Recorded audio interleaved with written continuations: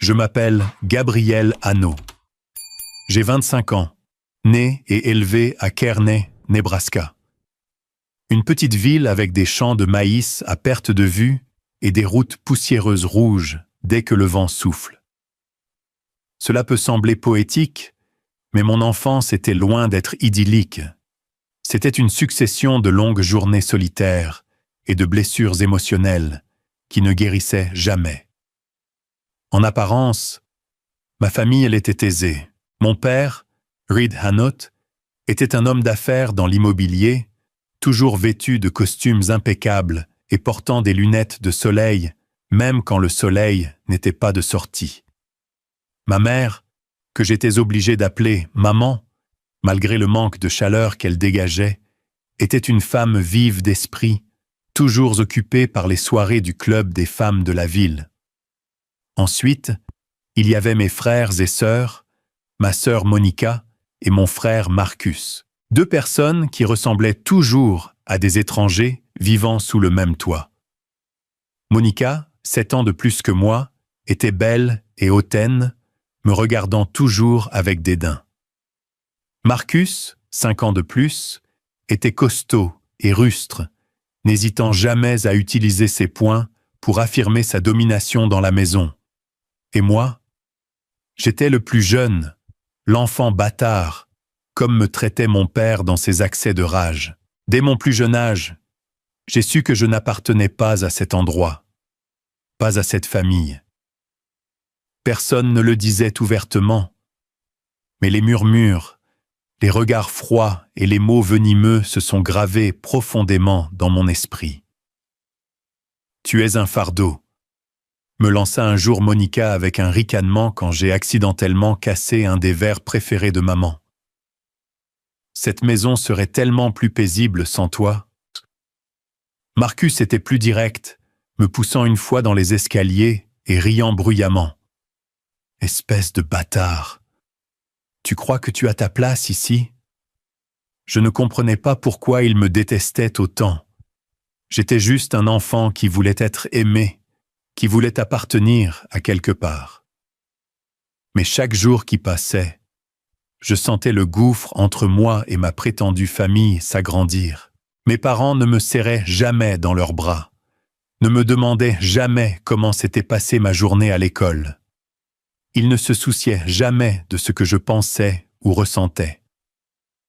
Au lieu de cela, je recevais des menaces. « Si tu ne te tiens pas bien, je t'enverrai dans un orphelinat. » Mon père grogna une fois, pointant un doigt vers mon visage quand j'ai renversé du lait sur la table du dîner. Ma mère regardait simplement, ses yeux aussi froids que la glace, sans dire un mot. Dans ces moments-là, je ne pouvais que baisser la tête, ravalant mes larmes. J'avais peur.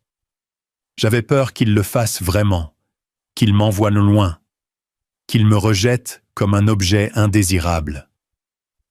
J'ai appris à rester silencieux, à endurer, à devenir invisible dans ma propre maison. Mais le silence ne signifiait pas que la douleur s'arrêtait. Chaque mot, chaque regard plein de mépris de leur part était comme un couteau qui tailladait mon cœur, laissant des cicatrices qui, je le savais, ne guériraient jamais. Un jour, quand j'avais environ 8 ans, Monica et Marcus m'ont fait une farce que je n'oublierai jamais. Ils m'ont enfermé dans le sous-sol obscur pendant toute une nuit, juste parce que j'avais osé prendre un biscuit dans le pot de Monica. J'ai crié, j'ai frappé à la porte, je les ai suppliés de me laisser sortir, mais tout ce que j'ai reçu, ce furent dans leurs gloussements de l'autre côté. « Reste là-bas et fais-toi des amis avec les rats, espèce de bâtard !» a crié Marcus avant de s'éloigner. Je me suis assis recroquevillé dans l'obscurité, écoutant mon cœur battre la chamade, essayant de me dire que tout irait bien. Mais cette nuit-là, je me suis senti plus petit et plus inutile que jamais. Le lendemain matin, quand ma mère a ouvert la porte, elle ne m'a pas demandé si j'allais bien, ne m'a pas serré dans ses bras, ne m'a pas réconforté. Elle a juste dit froidement Ne mets pas tes frères et sœurs en colère la prochaine fois. J'ai hoché la tête, n'osant pas croiser son regard. Je savais qu'à ses yeux, je n'étais rien. Mais tout n'était pas ténèbres. Dans la tempête glaciale de ma famille, j'ai trouvé un refuge, une petite flamme vacillante qui suffisait à réchauffer mon cœur. Mes grands-parents. Leur maison se trouvait à la périphérie de Kerney, une petite maison en bois avec un jardin plein de marguerites et une vieille balançoire sur laquelle j'adorais m'asseoir pendant des heures. Chaque week-end, je trouvais des moyens d'échapper à ma maison pour être avec eux. C'était le seul endroit où je me sentais aimé, vu comme un être humain. Mon grand-père, un homme grand aux cheveux argentés et aux yeux perçants, semblait toujours sévère. Il avait été agriculteur avant de se lancer dans les affaires et de bâtir une fortune dont j'ai seulement su qu'elle était considérable grâce aux murmures des adultes. Ce n'était pas un homme de paroles douces, mais il était juste. Il m'a appris à nouer mes lacets, à tenir une houe dans le jardin, et surtout, il m'a appris l'intégrité. « Gabriel », m'a-t-il dit une fois, sa voix basse mais puissante. « Une personne peut tout perdre, mais elle ne doit jamais perdre le respect de soi. Tiens-toi droit, peu importe combien de fois la vie te fait tomber. » Ma grand-mère était différente. Elle était douce comme une brise d'été, toujours prête à me serrer dans ses bras chaque fois que je courais vers elle. Elle avait des mains douces mais calleuses à force de jardiner, et l'odeur de ses biscuits fraîchement sortis du four semblait flotter dans l'air. Chaque fois que je leur rendais visite, elle m'attirait à la table de la cuisine, me plaçait une assiette de biscuits chauds devant moi et me demandait « Comment s'est passée ta journée, Gabriel ?» C'était une question que personne dans ma famille ne posait jamais, et chaque fois que je l'entendais, j'avais envie d'éclater en sanglots.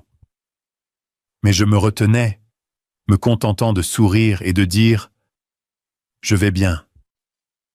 Je n'ai jamais parlé à mes grands-parents de ce qui se passait à la maison, non pas parce que je ne leur faisais pas confiance, mais parce que j'avais peur. Mon père m'avait prévenu d'un regard glacial.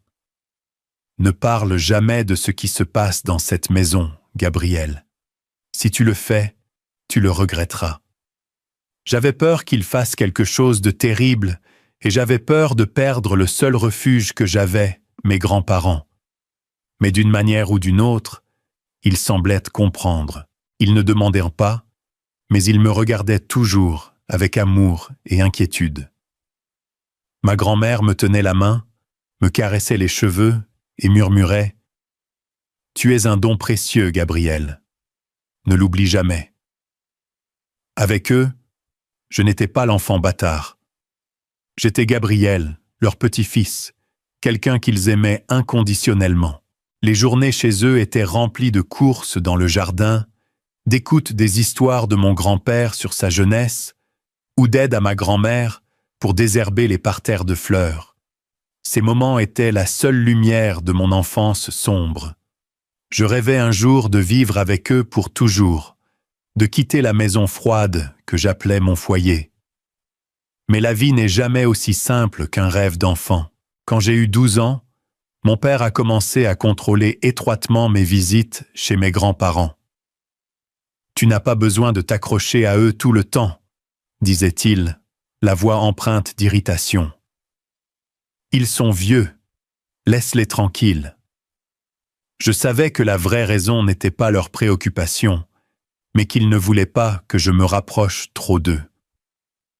Peut-être avaient-ils peur que je dise quelque chose, que je révèle les secrets qu'ils voulaient enterrer.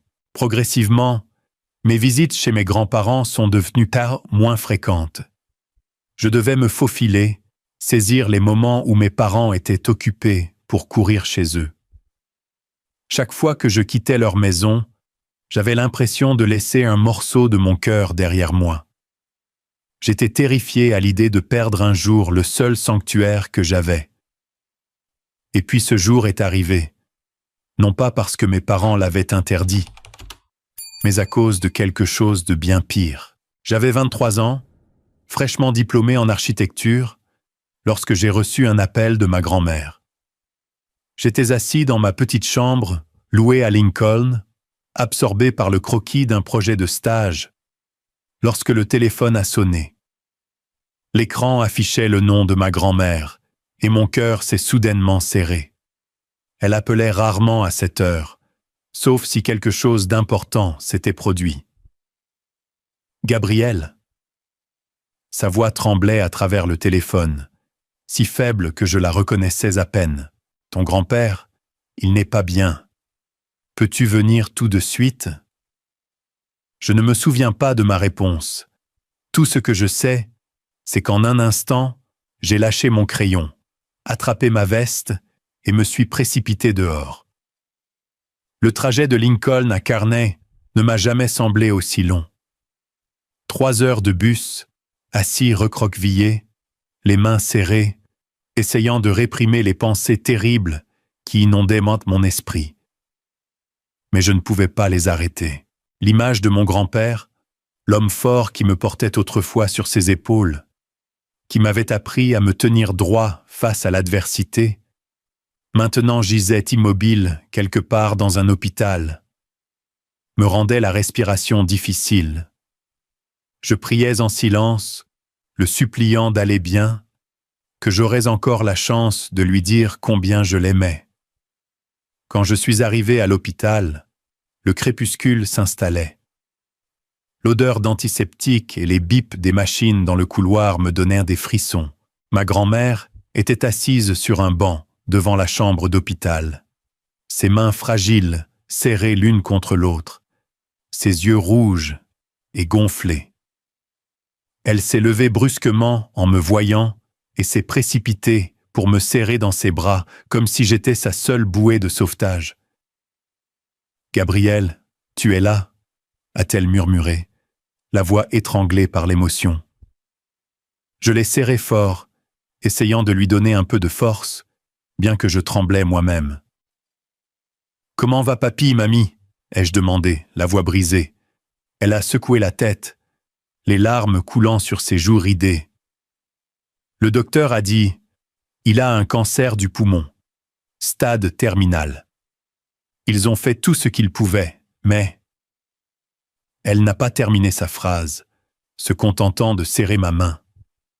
J'ai eu l'impression que le sol s'effondrait sous mes pieds. Cancer, stade terminal. Ces mots m'ont transpercé le cœur, tranchant et froid. Mon grand-père, l'homme que j'ai toujours cru invincible, livrait maintenant une bataille qu'il ne pouvait pas gagner. J'avais envie de crier, de casser quelque chose pour libérer ma douleur. Mais je suis resté là, silencieux, laissant ma grand-mère s'appuyer sur mon épaule. Quand je suis entré dans la chambre d'hôpital, je le reconnaissais à peine. Il était allongé sur le lit, amaigri, la peau pâle, les yeux enfoncés. Les quelques mèches de cheveux argentés restantes s'accrochaient à son front, et le tube respiratoire rendait son visage méconnaissable. Mais quand il m'a vu, ses yeux se sont illuminés, ne serait-ce que d'une faible lueur. Il a tendu une main tremblante vers moi, et je l'ai rapidement saisie, terrifié qu'il disparaisse pour toujours si je la lâchais. « Gabriel » a-t-il murmuré, la voix rauque. « Tu es là. » Je me suis agenouillé près du lit, les larmes coulant malgré mes efforts pour les retenir. « Grand-père, je suis là. Je suis juste là avec toi. » Je ne savais pas quoi dire d'autre. Je voulais juste qu'il sache que j'étais là, que je ne partirais pas. Pendant les 6 mois suivants, j'ai pratiquement vécu à l'hôpital. J'ai pris un congé de mon stage, je suis retourné à Kearney et j'ai passé chaque instant possible aux côtés de mon grand-père. Ma grand-mère et moi nous relayions pour m'aider. Des petites tâches comme lui donner des bouchées de porridge aux conversations assises à ses côtés, lui tenant la main, et l'écoutant raconter de vieilles histoires que je connaissais par cœur. Des histoires sur sa jeunesse, comment il avait bâti sa fortune à partir de rien, les rêves qu'il avait pour la famille. Mais cette fois, sa voix était plus faible, et parfois il s'arrêtait, haletant comme si chaque mot lui coûtait un effort immense. Mes parents, Monica et Marcus, se sont montrés, mais seulement pour sauver les apparences. Mon père venait, restait dans un coin de la pièce, posait quelques questions au médecin, puis partait, prétextant son emploi du temps de travail chargé. Ma mère apportait de somptueux bouquets, les plaçait à la tête de son lit et s'asseyait en parcourant son téléphone, le regardant à peine. Monica et Marcus étaient encore pires. Ils venaient, disaient quelques mots creux, puis murmuraient entre eux à propos de la succession, de ce que grand-père allait laisser. Je les ai entendus, leurs mots me frappant comme des couteaux. Ils ne se souciaient pas de lui. Pas vraiment. Ils ne se souciaient que de l'argent. J'essayais de ne pas me laisser atteindre, mais chaque fois que je les voyais, une vague de colère bouillonnait dans ma poitrine. Mon grand-père se battait pour sa vie chaque jour, et tout ce à quoi il pouvait penser était de diviser sa richesse. J'avais envie de leur hurler de les jeter dehors, mais je savais que grand-père n'aurait pas voulu ça. Il me tenait simplement la main en silence, comme pour dire qu'il comprenait, qu'il ne me blâmait pas pour ce que je ressentais. Un après-midi, alors que nous étions seuls dans la chambre, il m'a attiré près de lui. La faible lumière du soleil filtrait à travers la fenêtre, projetant de douces ombres sur son visage. Il m'a regardé, ses yeux toujours perçants malgré son corps affaibli. « Gabriel » a-t-il dit, sa voix lente mais résolue. « Quand je ne serai plus là, ramène la photo de toi, moi et mamie à la maison. C'est l'héritage que je veux te laisser. » J'étais sidéré, ne comprenant pas pourquoi il évoquait une photo à ce moment-là. Je connaissais bien la photo. Elle était accrochée au mur du salon chez eux, prise quand j'avais environ 5 ans, me tenant entre lui et mamie, tous les trois souriant joyeusement. C'était l'un de mes plus beaux souvenirs.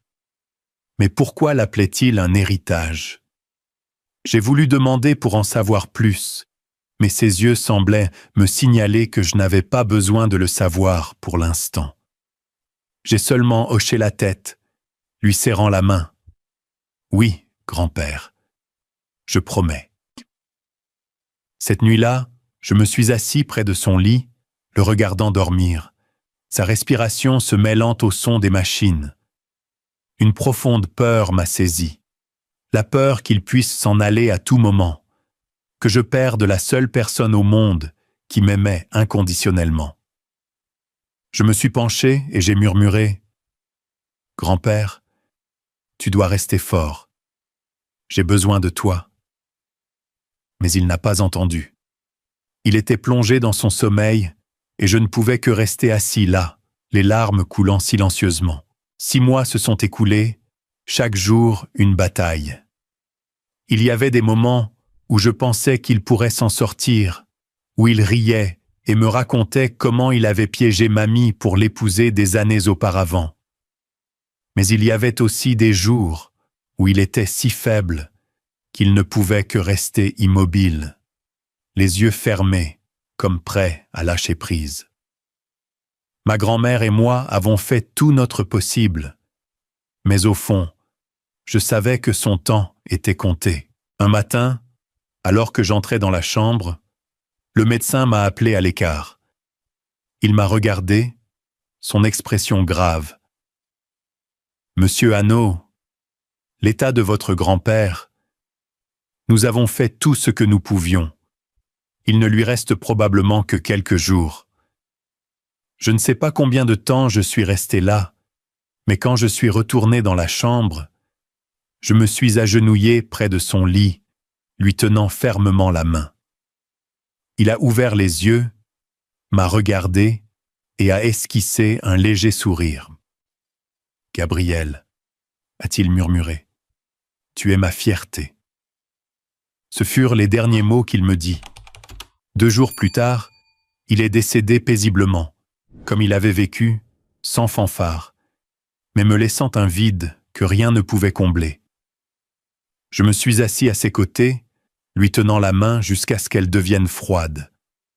Ma grand-mère m'a serré dans ses bras et nous avons pleuré ensemble en silence, tandis qu'à l'extérieur, le monde continuait comme si rien n'avait changé. Mais pour moi, tout avait changé. Et je ne savais pas alors que ces dernières instructions concernant la photo, le legs, allaient donc révéler un secret qui allait bouleverser toute ma vie. Les jours suivant le décès de mon grand-père m'ont laissé comme une coquille vide. Leur maison, autrefois mon sanctuaire de paix, me semblait maintenant étrangement vide. Chaque coin du jardin, chaque chaise, chaque tasse de thé sur la table de la cuisine portait son ombre. Je me suis assis sur la vieille balançoire dans le jardin, regardant les marguerites dans le jardin de ma grand-mère se balancer dans la brise. Une douleur sourde me serrait la poitrine. Mamie essayait de rester forte, mais je voyais ses yeux rougis chaque fois qu'elle pensait que je ne la regardais pas. Nous nous appuyions l'un sur l'autre, 2 âmes qui avaient perdu la flamme qui réchauffait nos vies. Les funérailles de papy furent simples, comme il l'avait souhaité. Seule la famille et quelques amis proches étaient présents. Mon père, ride, se tenait là dans un coûteux costume noir, le visage sévère, mais pas une seule larme à la vue. Ma mère, comme toujours, maintenait sa façade parfaite, les lèvres serrées, les yeux cachés derrière d'immenses lunettes de soleil. Monica et Marcus étaient là aussi. Mais je pouvais dire que leur regard n'était pas fixé sur le cercueil de papy. Ils balayaient les alentours comme s'ils calculaient quelque chose. Je me tenais près de mamie, lui tenant la main, essayant de les ignorer. Mais au fond, je savais qu'ils n'étaient pas là pour le pleurer. Ils venaient pour autre chose. Quelque chose à quoi je n'osais pas encore penser. Après les funérailles, je suis retourné à mon petit appartement à Kearney, essayant de reprendre ma vie. Mais chaque nuit, je restais éveillé, hanté par l'image de papy sur son lit d'hôpital et son instruction énigmatique concernant la photo. Pourquoi avait-il insisté autant? Ce n'était qu'une photo, un souvenir de famille. Alors pourquoi l'avait-il appelé mon héritage? La question me rongeait, mais je n'étais pas assez courageux pour retourner chez mes grands-parents et faire face à la réalité qu'il était parti pour toujours. Puis un matin, le téléphone a sonné. C'était l'avocat de papy, Harold Grayson, un homme plus âgé à la voix grave et calme. « Gabriel, a-t-il dit, vous devez être à mon bureau ce vendredi. Nous allons lire le testament de votre grand-père. » J'ai hoché la tête au téléphone, bien qu'une vague de malaise m'ait submergé. Un testament? Je n'y avais pas beaucoup réfléchi. Pour moi, papy était l'homme qui m'avait appris l'intégrité et l'amour, pas l'argent ou les biens. Mais je savais que pour ma famille, son testament serait une bombe, et je n'étais pas sûr d'être prêt à y faire face. Vendredi est arrivé, et j'ai mis ma chemise la plus propre, me tenant devant le miroir et me disant d'être fort. Je suis arrivé au bureau de l'avocat, une petite pièce mais digne, avec des étagères en bois débordant de papier. Mamie était déjà là, assise droite, les mains serrées sur ses genoux. Mes parents, Monica et Marcus, étaient là aussi, et l'air dans la pièce était lourd comme si une tempête était sur le point d'éclater. Mon père était assis devant, ses yeux froids parcourant la pièce, comme pour évaluer chacun. Ma mère était assise à côté de lui, les lèvres pincées, tripotant la bague en diamant à son doigt. Monica et Marcus se chuchotaient, me jetant de temps en temps des regards irrités. Monsieur Grayson est entré, tenant une épaisse pile de documents. Il a mis ses lunettes, s'est assis lentement et a commencé. Aujourd'hui, nous sommes réunis pour lire le testament de Monsieur William Hennett, dûment exécuté et notarié le 12 mars 2023. Il a fait une pause, regardant autour de la pièce. Mon cœur battait plus fort.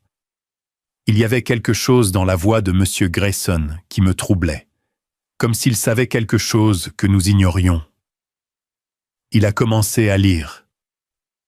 Le testament détaillait la succession de Papy, une fortune bien au-delà de tout ce que j'aurais pu imaginer.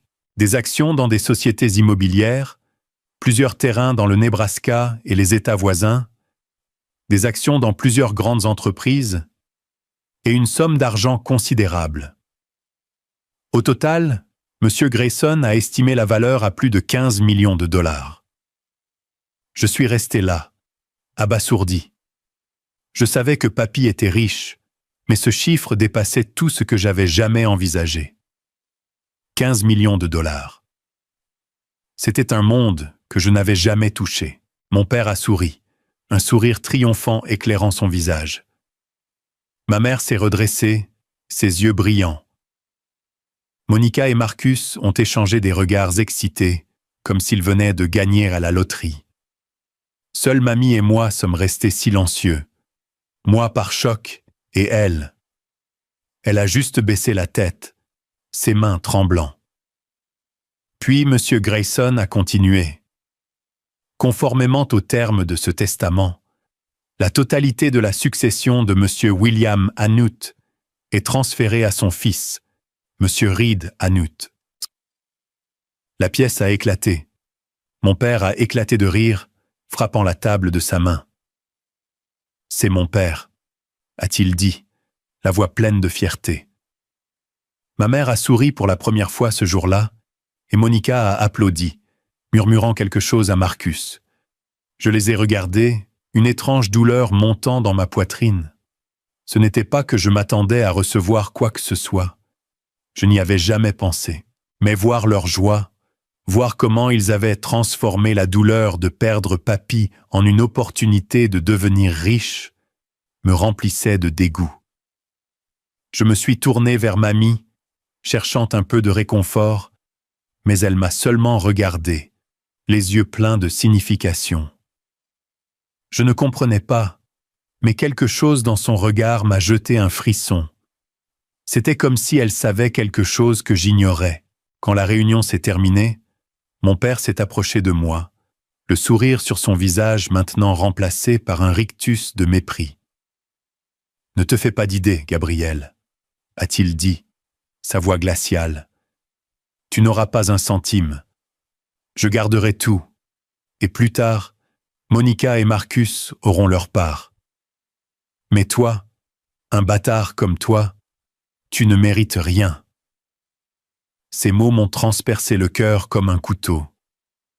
Je suis resté là, sans voix, le regardant s'éloigner. Ma mère et mes frères et sœurs le suivaient, riant et bavardant comme s'ils venaient de gagner un jeu à enjeux élevés.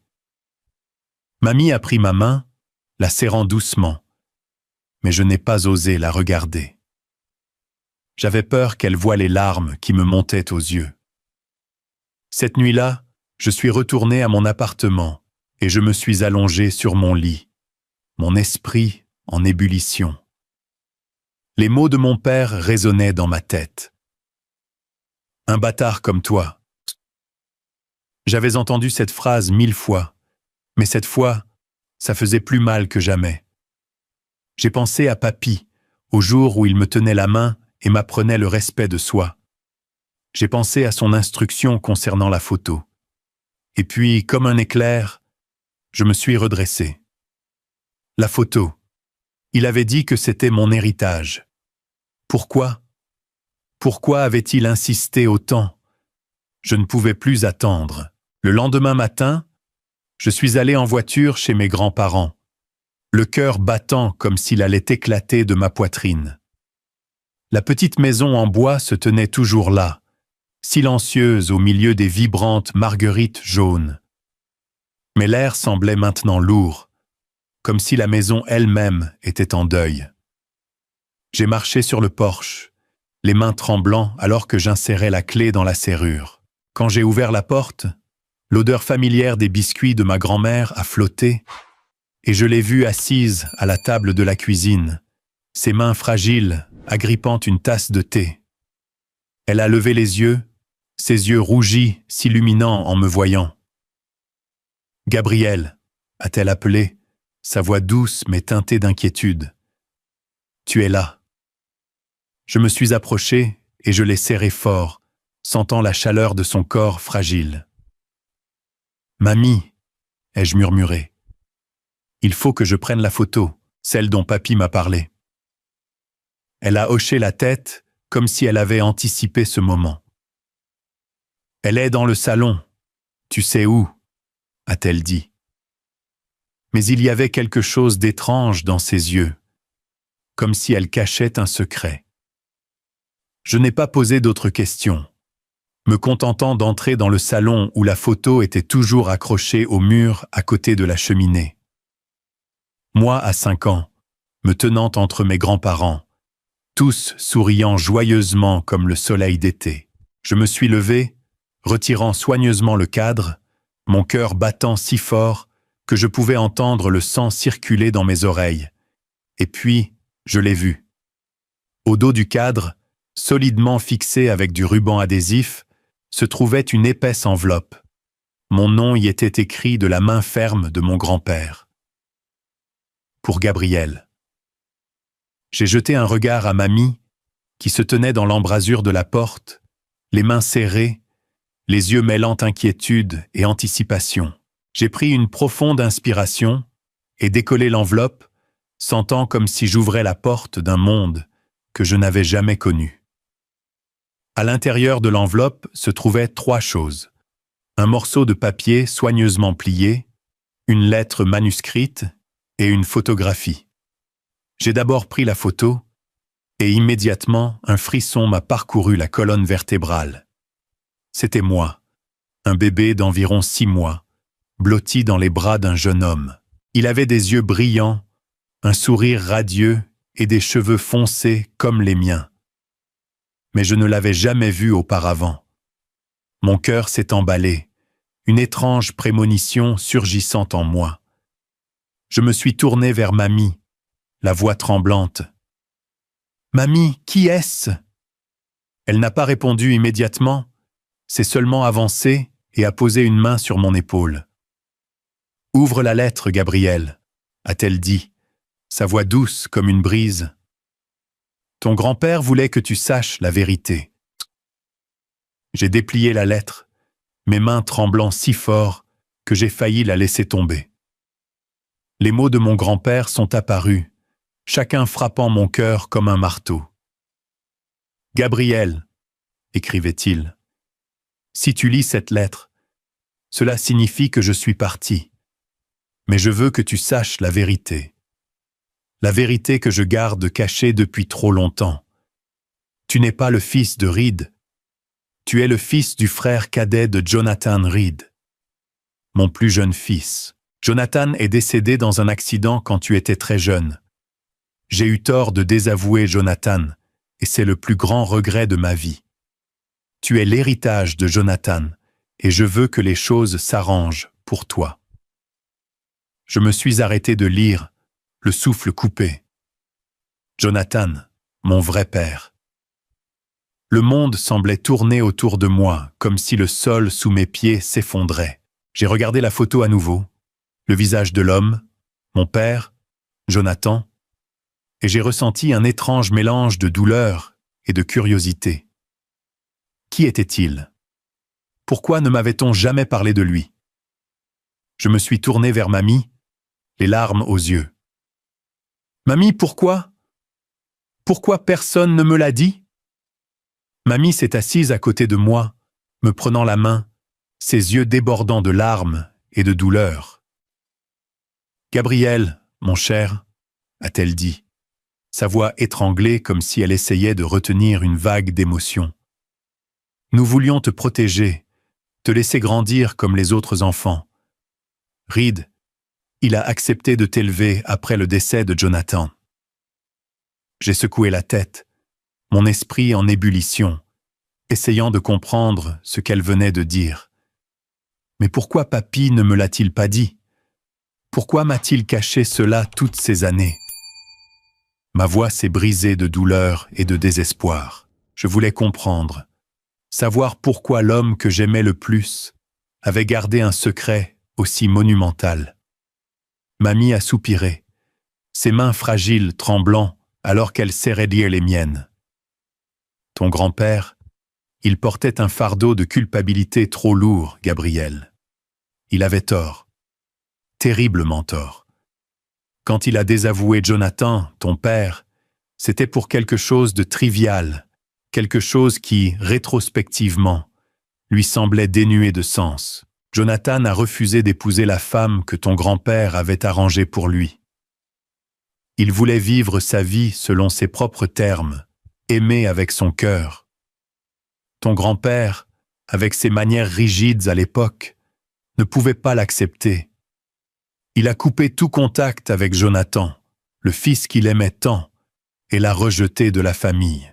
Mais quand Jonathan est mort dans cet accident, elle s'est arrêtée, sa voix se brisant, les larmes coulant sur ses joues ridées. Ton grand-père a senti qu'il avait perdu tout son monde. Il était rongé par la culpabilité. Tourmenté chaque jour pour avoir perdu son plus jeune fils à cause de sa propre fierté. Je suis resté silencieux, une douleur aiguë me transperçant la poitrine. Mon père, Jonathan, désavoué simplement pour avoir voulu vivre en accord avec lui-même. J'ai regardé la photo dans ma main, le visage du jeune homme souriant radieusement alors qu'il me tenait. Et mes larmes ont commencé à couler. Alors, pourquoi papy ne me l'a-t-il pas dit? Ai-je demandé, la voix tremblante. Pourquoi m'a-t-il laissé grandir sans savoir qui était mon vrai père? Mamie m'a caressé les cheveux, comme elle le faisait quand j'étais enfant. Ton grand-père voulait te protéger, Gabriel. Il avait peur que si tu savais que tu étais un orphelin, que ton père était parti pour toujours, tu ne puisses pas le supporter. Il voulait que tu grandisses comme les autres enfants, avec une maison, une famille, même si cette famille était loin d'être parfaite. Mais plus que cela, il n'avait pas le courage de faire face à sa propre erreur. Chaque fois qu'il te regardait, il voyait Jonathan. Son sourire, ses yeux, sa force en toi. Te dire la vérité signifiait admettre qu'il avait tort, qu'il avait perdu Jonathan à cause de son entêtement. Il ne pouvait pas supporter cette douleur. Elle a marqué une pause, prenant une profonde inspiration, comme pour rassembler sa force. Mais ton grand-père t'aimait, Gabriel.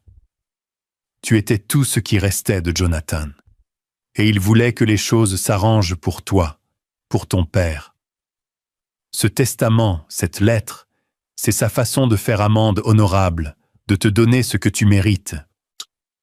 Je suis retourné à la lettre, lisant, chaque ligne me déchirant le cœur. Papy écrivait « Dans le testament original, j'ai laissé toute ma succession à Reed, à condition qu'il en partage 50% avec toi. Mais je ne fais pas confiance à Reed, alors j'ai créé un second testament. Et tu peux rendre ce nouveau testament public si Reed refuse de te donner une part de la succession après ma mort. Lève-toi et réclame ce qui t'appartient de droit.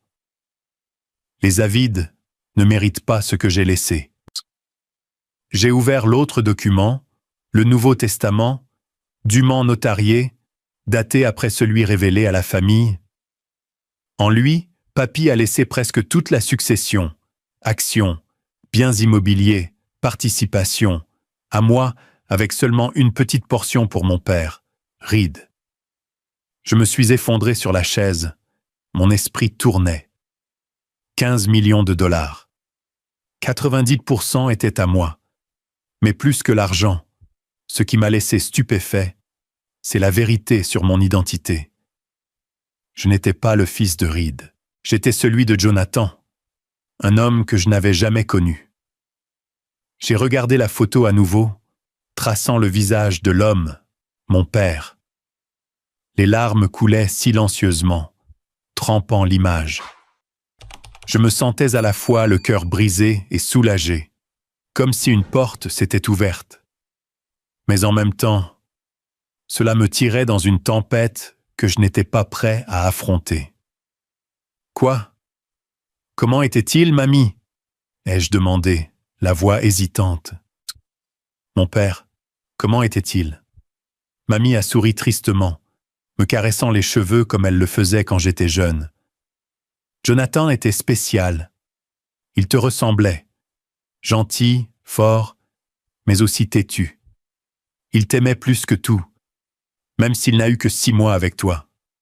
Cette photo, c'était son moment le plus heureux, te tenir dans ses bras. J'ai baissé la tête, fixant la photo dans ma main, mes doigts traçant doucement le visage de l'homme, mon père, Jonathan. Son sourire était radieux, ses yeux pétillants comme s'ils contenaient le monde entier. Et le bébé dans ses bras, moi, souriait sans souci.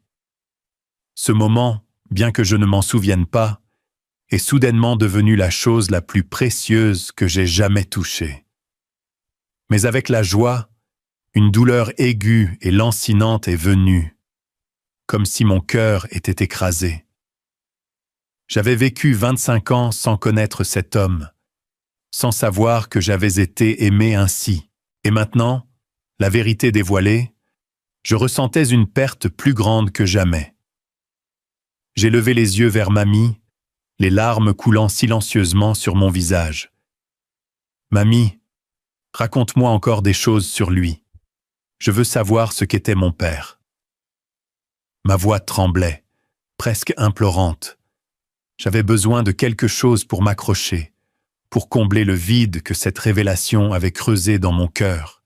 Mamie a soupiré, me tirant pour m'asseoir sur la chaise, ses mains fragiles agrippant les miennes, comme si elle avait peur que je disparaisse. « Jonathan » a-t-elle commencé, sa voix s'abaissant, comme si elle tournait les pages de souvenirs anciens et poussiéreux. « Il était notre Benjamin, 10 ans de moins que Reed. C'est peut-être pour cela que ton grand-père était toujours plus strict avec lui. Reed suivait toujours les volontés de ton grand-père. Mais Jonathan était différent.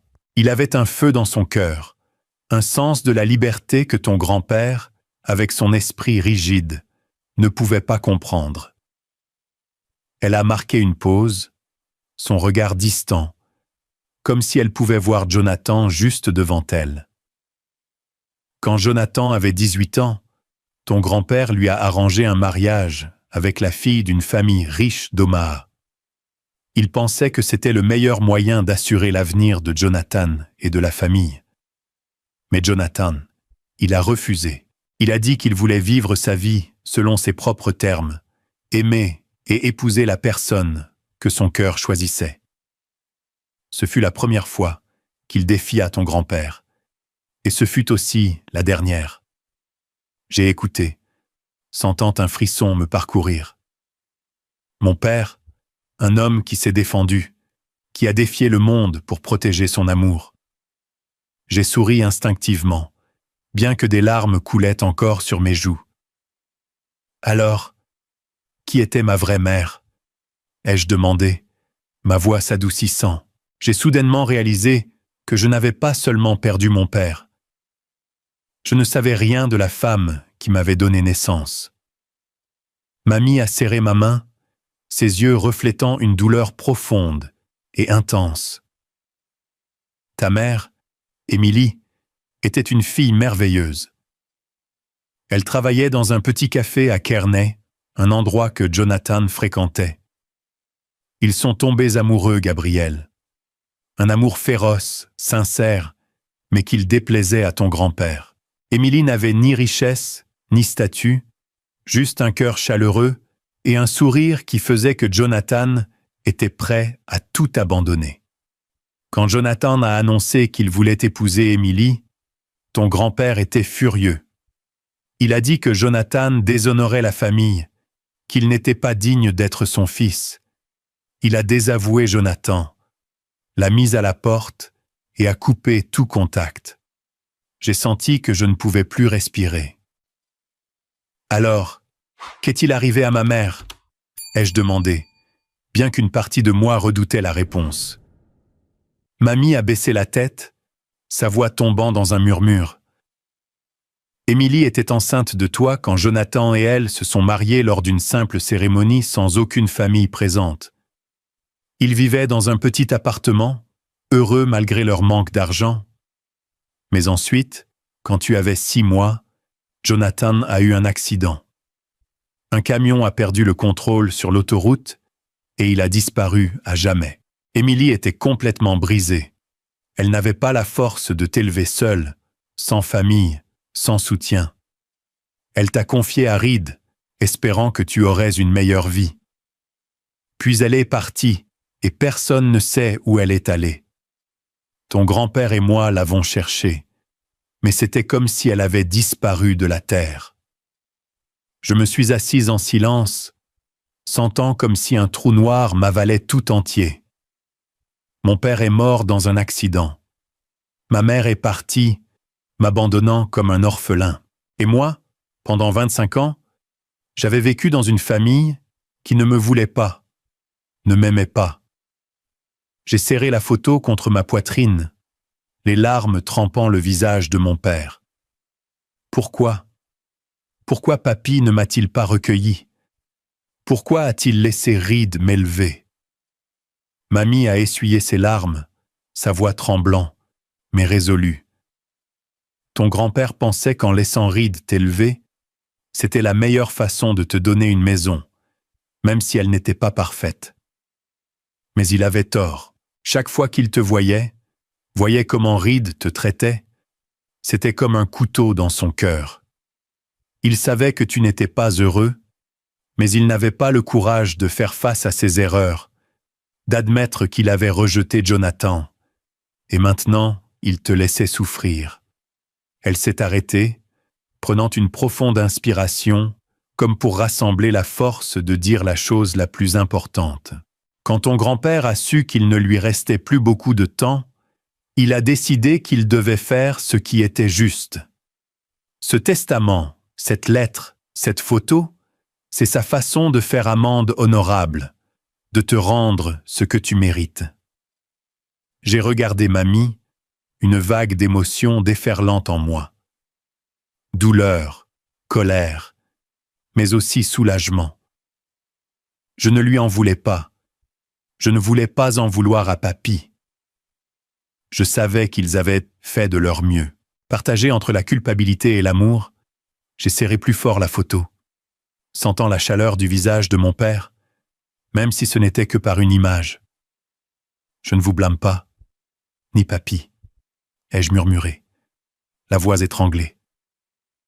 J'ai juste voulu savoir qui était mon père. Je veux me souvenir de lui. Mamie m'a serré dans ses bras, ses larmes tombant sur mon épaule. Tu lui ressembles tellement, Gabriel. Il serait si fier de toi. Et ton grand-père, il l'était aussi. Il t'a tout laissé, pas seulement l'argent, mais la vérité. L'amour qu'il n'a pas pu donner à Jonathan à temps. Je me suis assis là dans les bras de mamie, me sentant à la fois brisé et réparé. La vérité sur mon père, ma mère, les années où j'ai été rejeté. C'était comme une tempête qui m'emportait. Mais dans cette tempête, j'ai trouvé une petite flamme. La flamme de l'amour que mon père Jonathan avait pour moi, même si ce fut seulement pendant 6 courts mois. Et cette flamme, avec le testament de papy, me donnerait la force de continuer. Mais je savais que la route devant moi ne serait pas facile.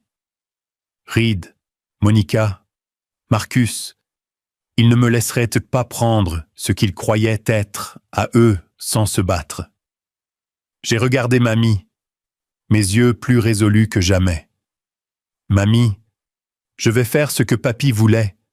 Je vais réclamer ce qui m'appartient de droit. Elle a hoché la tête, un léger sourire mais confiant sur le visage. Je sais que tu le feras, Gabriel, mais sois prudent. Reed, il n'est pas quelqu'un à sous-estimer. Ton grand-père l'avait prévu, c'est pourquoi il a caché ce testament. Tu dois être fort, comme Jonathan, comme toi-même. J'ai hoché la tête, serrant la photo et la lettre contre ma poitrine. La tempête familiale approchait, et moi, Gabriel Hanat, je devrais me tenir droit pour y faire face. J'ai décidé d'organiser une réunion de famille, non pas pour une réconciliation, mais pour révéler la vérité. J'ai contacté M. Harold Grayson, l'avocat de mon grand-père, et il a accepté d'aider. « Êtes-vous sûr de vouloir faire ça, Gabriel ?» a-t-il demandé au téléphone, sa voix calme, mais teintée d'inquiétude. Reed n'est pas quelqu'un à prendre à la légère. Vous devez être préparé. Je sais, monsieur, ai-je répondu, essayant de garder ma voix ferme. Mais je dois le faire pour papy, pour mon père et pour moi-même. La réunion a été organisée au bureau de monsieur Grayson, dans la même petite pièce où, peu de temps auparavant, le faux testament avait été annoncé. Je suis arrivé en avance, portant l'enveloppe contenant le Nouveau Testament, la lettre et la photo. Mamie s'est assise à mes côtés, ses mains fragiles serrant les miennes, ses yeux résolus, mais incapables de cacher son inquiétude. « Tu fais la bonne chose, Gabriel, » a-t-elle murmuré. « Ton grand-père serait fier de toi. » Quand Reed est entré, l'air dans la pièce s'est alourdi. Il portait un costume gris, ses yeux froids me parcourant comme un faucon repérant sa proie.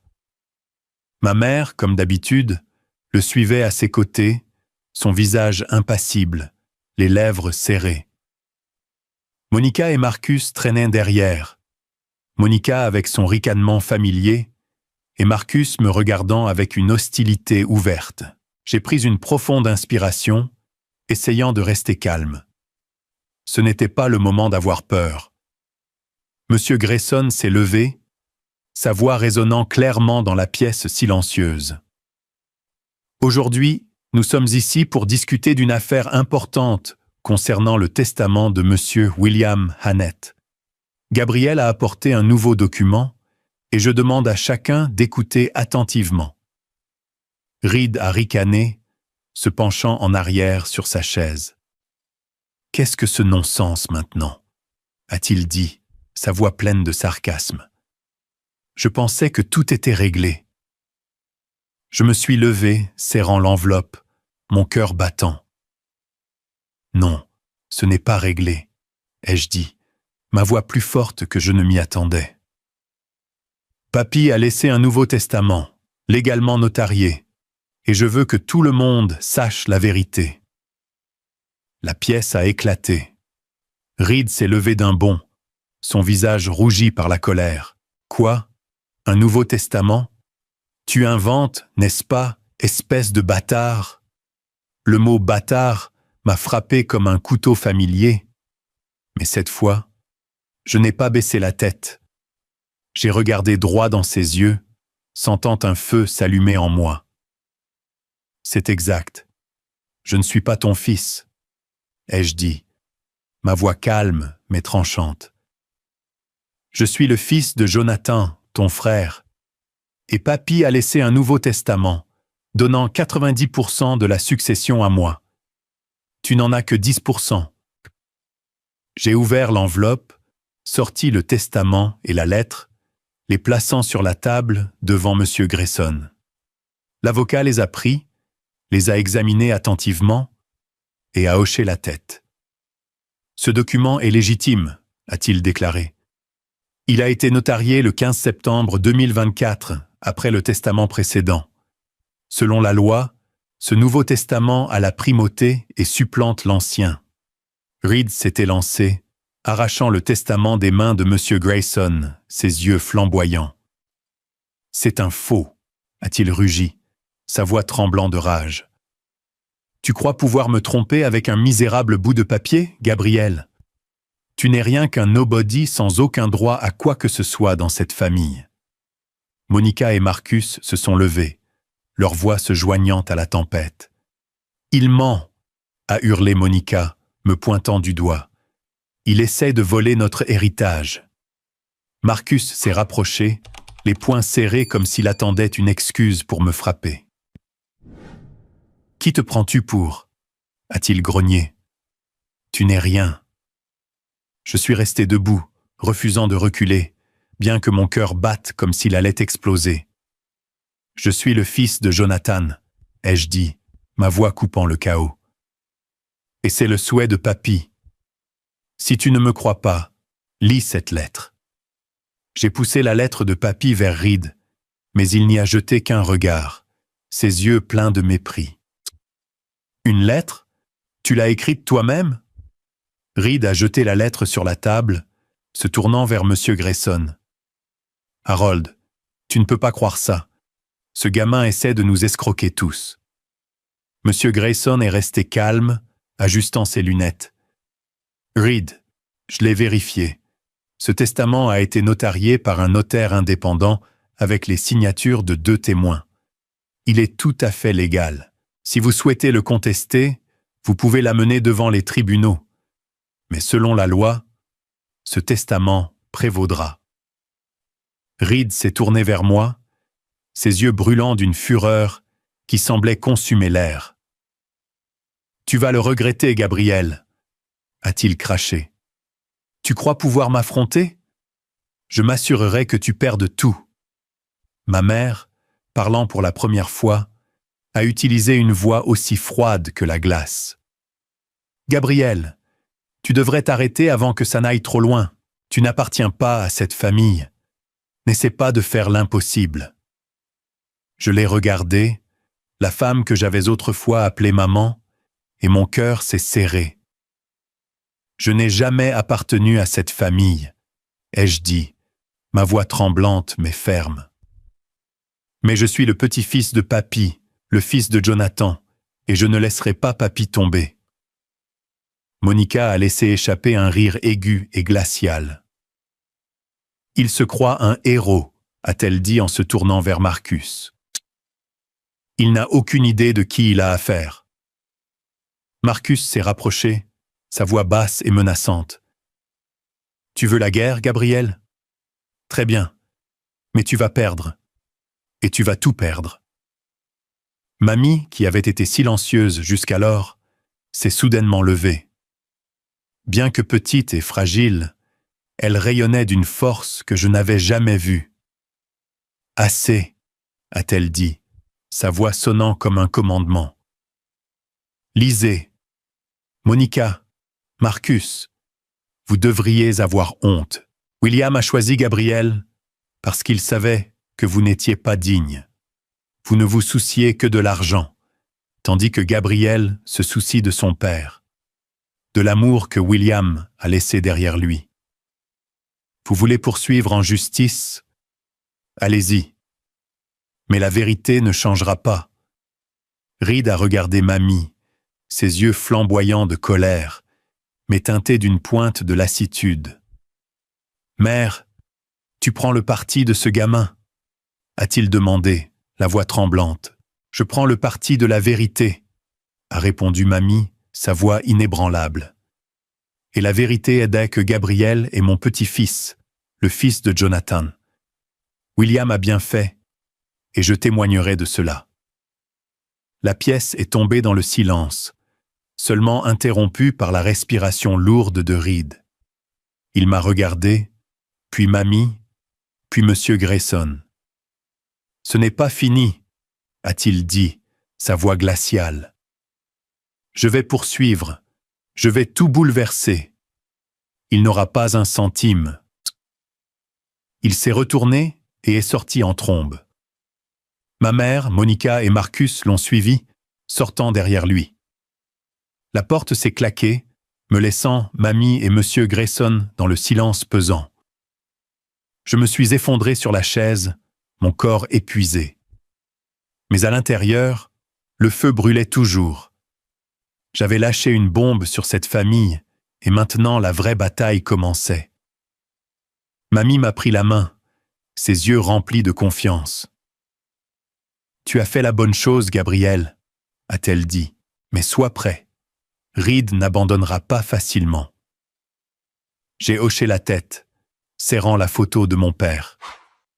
Je sais, mamie, mais je n'abandonnerai pas. J'ai promis à papy, à mon père et à moi-même. Les jours suivant la réunion de famille m'ont laissé sur les nerfs, comme une corde trop tendue prête à casser. Chaque petit bruit dehors de ma porte d'appartement, chaque appel d'un numéro inconnu, me faisait sursauter. La menace de Reed, je vais tout bouleverser, résonnait dans mon esprit comme une malédiction dont je ne pouvais pas me débarrasser. Je savais qu'il ne plaisantait pas. Reed Hanott n'était pas du genre à abandonner facilement ce qu'il croyait être le sien, surtout quand il s'agissait de 15 millions de dollars. Je suis devenu plus prudent. Je n'ai pas gardé le Nouveau Testament ni la lettre de papy dans mon appartement. J'ai confié les originaux à M. Grayson, l'avocat de papy, qui les a enfermés dans un coffre-fort à son bureau, tandis que j'en gardais une copie certifiée conforme. La photo de mon père, Jonathan, me tenant. Je la portais dans mon portefeuille, toujours avec moi comme un talisman. Elle me rappelait que je ne me battais pas seulement pour l'argent, mais pour la vérité, pour l'amour que mon père et mon grand-père avaient pour moi. Mais Reed et mes frères et sœurs ne m'ont pas laissé tranquille. Quelques jours après la réunion, j'ai reçu un appel d'un journaliste local. « Est-ce bien Gabriel Hanot ?» La voix de l'homme traversait, pleine de curiosité. « Nous avons entendu dire que vous essayez de falsifier le testament de William Hanot pour voler la fortune familiale. Voulez-vous commenter ?» Je me suis figé, sentant le sang affluer à mon visage. « Qui vous a dit ça ?» ai-je demandé, ma voix tremblant de colère. « Une source fiable, » a répondu le journaliste évasivement. « La rumeur dit que vous n'êtes pas le vrai fils de Reed Hanot, et maintenant vous essayez de vous emparer de la succession avec un faux testament. » J'ai raccroché, mes mains tremblant si fort que j'ai failli laisser tomber le téléphone. Reed ?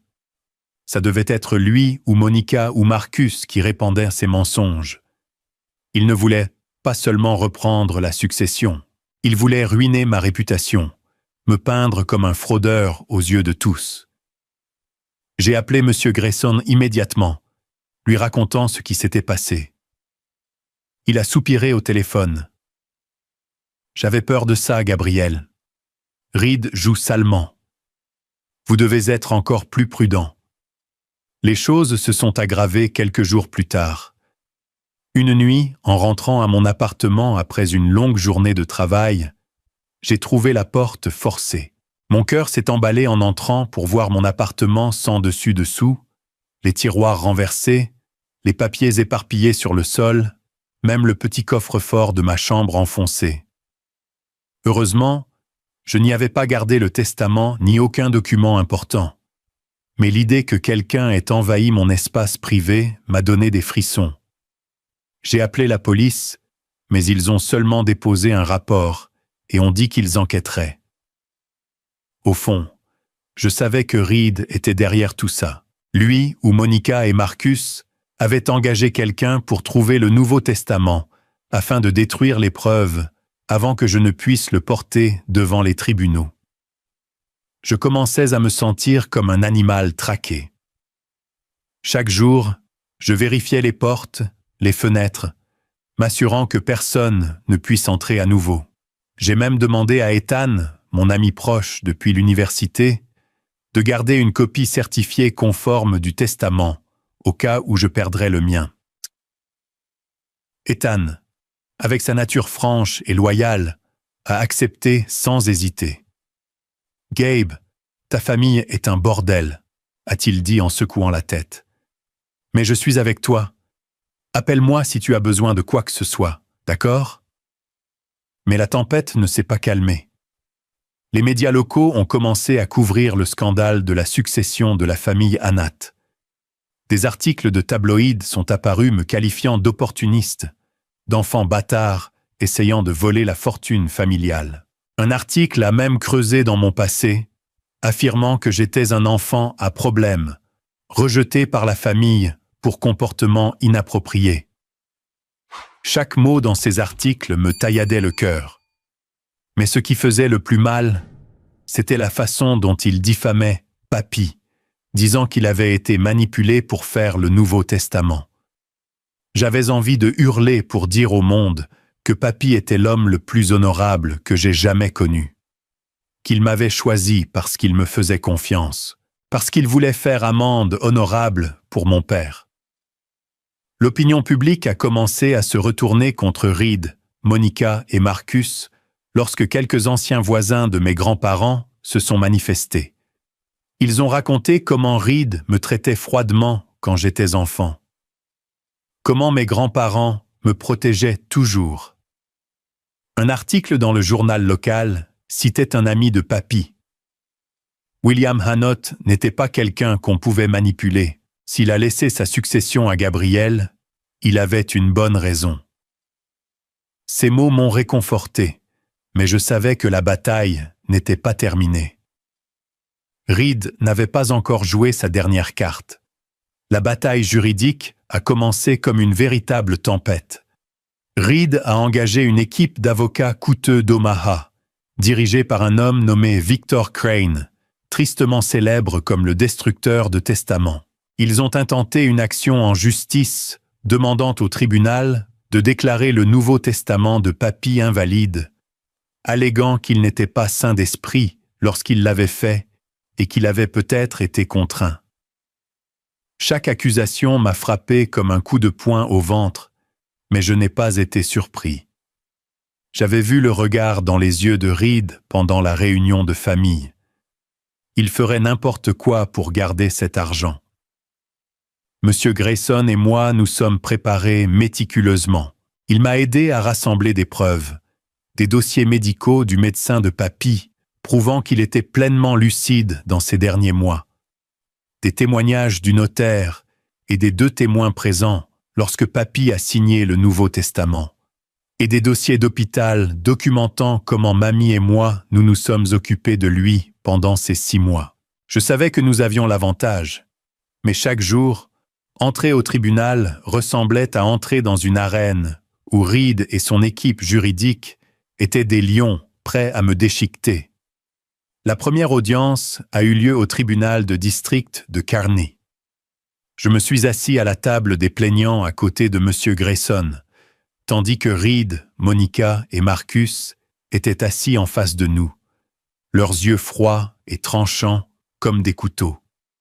Victor Crane s'est levé, sa voix douce mais menaçante.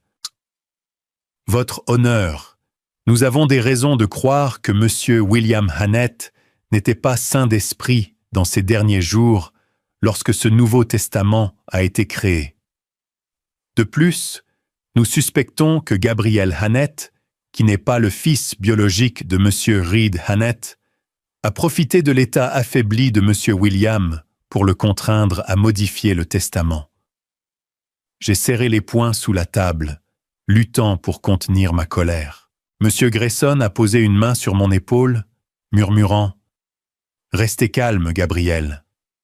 Nous avons la vérité. » Il s'est levé, sa voix calme mais puissante, présentant les dossiers médicaux et le témoignage du notaire.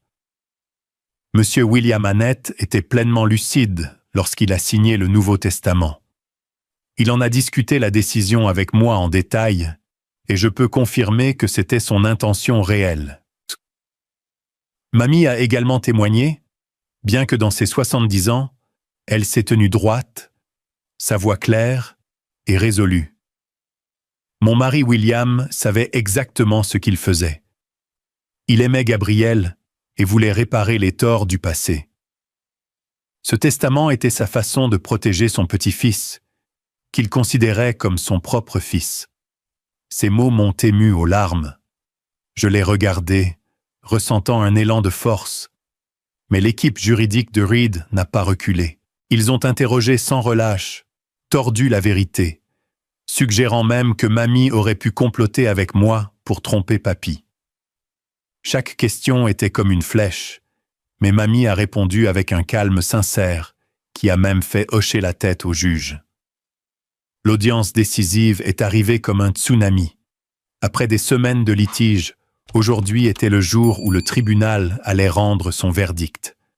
Je suis entré dans le tribunal, tout mon corps tendu. Mamie était assise à mes côtés, me tenant fermement la main, ses yeux me rassurant que quoi qu'il arrive, elle était là.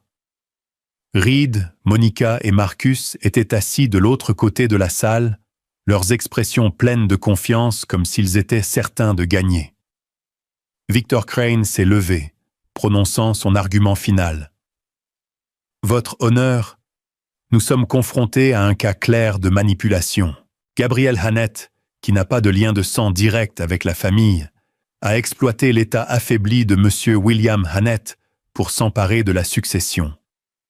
Nous demandons que le tribunal déclare le Nouveau Testament invalide et confirme l'original. » J'ai senti un rush de colère monter en moi.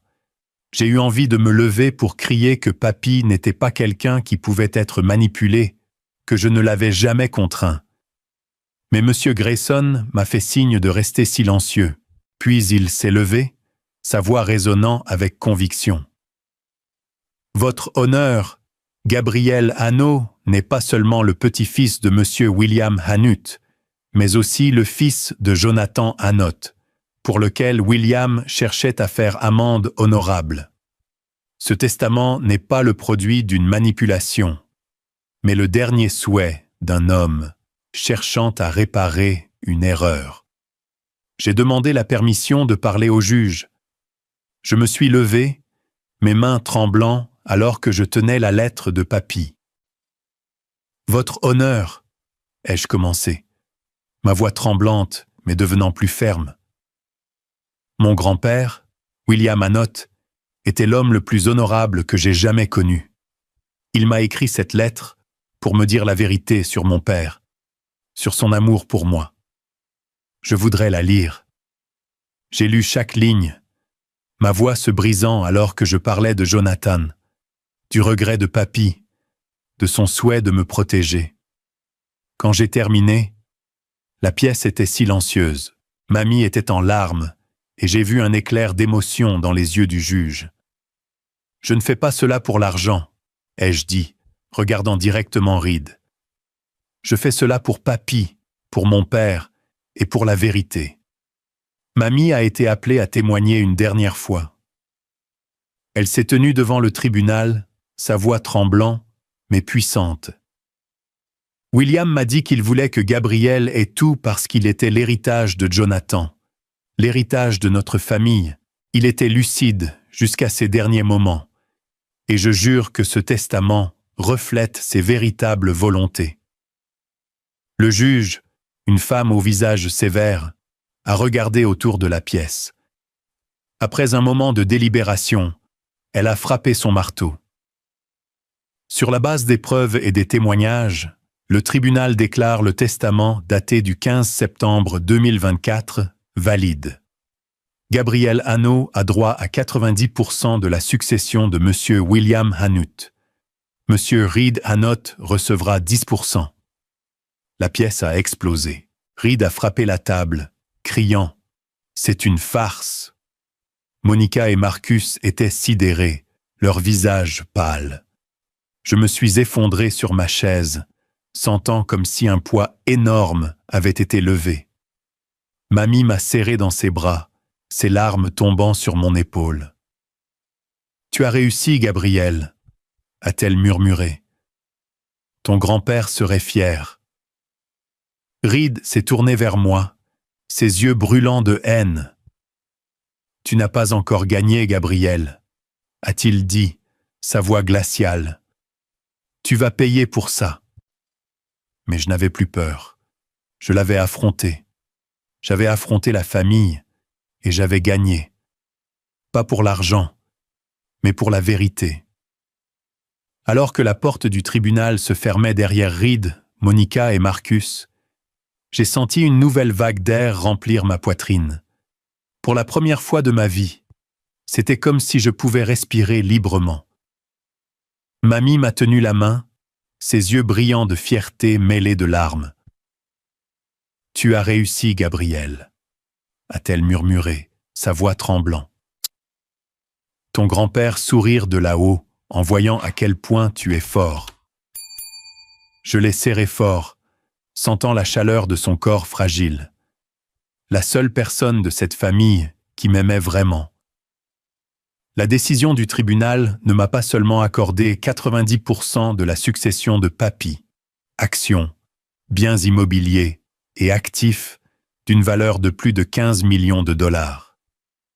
Cela m'a donné quelque chose de bien plus précieux. La reconnaissance, la vérité sur mon père et le courage de me défendre. Mais je savais que cette victoire n'était pas la fin. C'était le début d'un nouveau chemin que je devais tracer moi-même. Dans les semaines qui ont suivi, j'ai commencé à prendre le contrôle de la succession de Papy. Monsieur Grayson m'a guidé à chaque étape, du transfert des actions à la gestion des propriétés dans le Nebraska et l'Iowa. L'ampleur de la tâche m'a submergé, mais j'ai refusé de me laisser aveugler. Je ne voulais pas devenir comme Reed, vivant seulement pour la richesse et le pouvoir.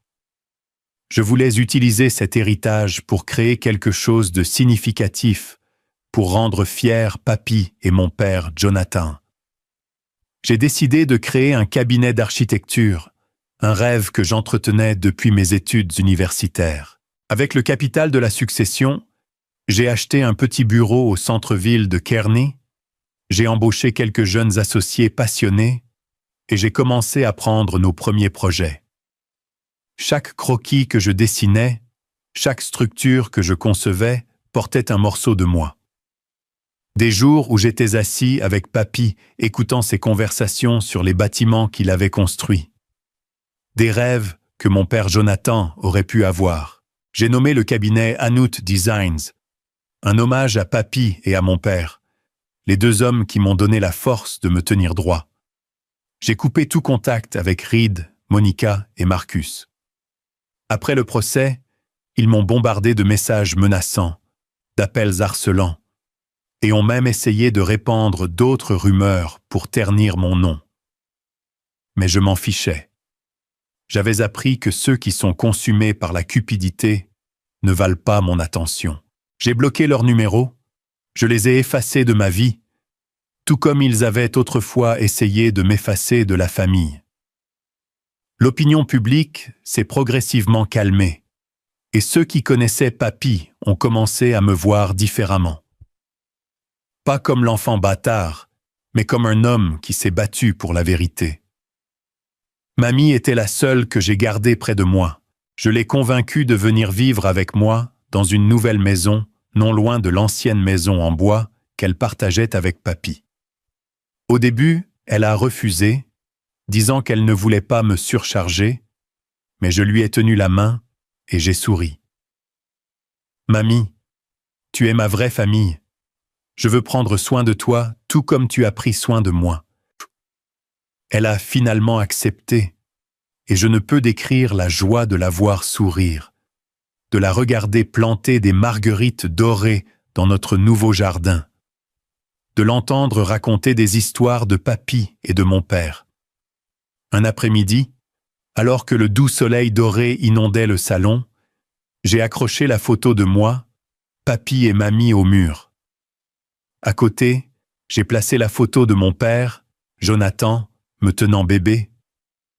Je me suis tenu en silence, contemplant les deux photos, une vague d'émotions me submergeant. Ce n'étaient pas seulement des photos, c'était mon héritage. Pas l'argent, pas les propriétés, mais l'amour, la vérité et le courage que Papy et mon père avaient laissé derrière eux.